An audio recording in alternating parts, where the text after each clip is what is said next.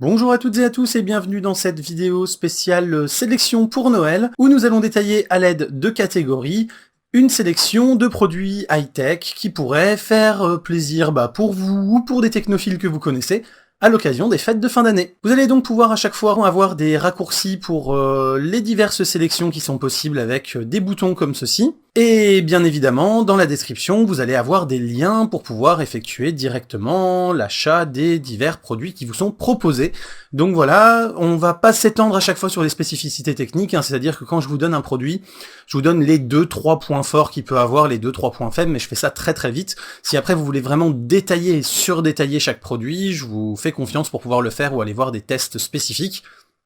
Le but c'est ici d'avoir des vidéos relativement courtes qui vous permettent d'aller à l'essentiel et donc de faire votre sélection pour Noël. Alors, cette sélection va vous proposer un certain nombre d'objets pour marquer votre côté un peu geek. Donc c'est des objets vraiment des produits dérivés de marques ou de licences qui vont faire qu'on va pas pouvoir passer à côté du fait que vous êtes fan de ces licences. On commence avec un réveil R2D2 qui va pouvoir projeter l'heure un petit peu à la façon hologramme Princesse Leia, donc ça c'est assez sympa sur une table de nuit par exemple ou dans un salon.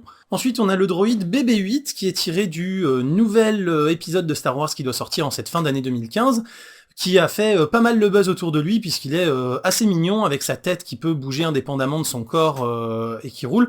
Un petit peu cher pour le peu d'usage que ça peut avoir, mais c'est quand même assez sympa avec en plus un système de réalité augmentée qui vous permet de diffuser des hologrammes de qui vous voulez pour donner des messages. C'est quand même assez sympa et c'est totalement geek. Bien évidemment, si on est geek, on aime forcément les produits dérivés faits par Lego, et donc les figurines Lego Star Wars s'imposent pour pouvoir marquer votre geekitude. Et si vous n'êtes pas trop Star Wars, vous avez des figurines Lego en rapport avec les Marvel ou des choses comme ça également. Donc vous avez que l'embarras du choix pour pouvoir vous faire plaisir au niveau figurines Lego. Ça prend pas beaucoup de place, ça se fixe un peu partout et c'est super sympa pour aussi faire des séries de photos un petit peu rigolotes. On peut également trouver l'ouvre-lettre à Dafang qui coûte une poignée d'euros et qui va donc rappeler forcément l'univers du Seigneur des Anneaux.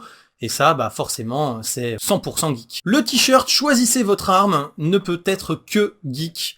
Effectivement, aussi bien pour les garçons que pour les filles, à partir du moment où vous êtes un peu gamer, ça vous évoquera forcément quelque chose, et ça pourra éventuellement aussi réveiller, au travers d'une soirée entre amis, les guerres de clochers entre le PC, la PS4, la Xbox One, etc. Donc voilà, c'est assez sympa, le graphisme est extrêmement simple, mais efficace, comme on les aime. Alors clairement la lampe Pac-Man, y a même pas besoin de la décrire, c'est la lampe Pac-Man. Si vous êtes plutôt Nintendo, ce peignoir Zelda devrait plutôt vous plaire, donc pour marquer votre geekitude. Alors là par contre forcément, vous allez marquer ça plutôt dans l'intimité, puisque c'est assez rare de se balader en peignoir au milieu de la rue.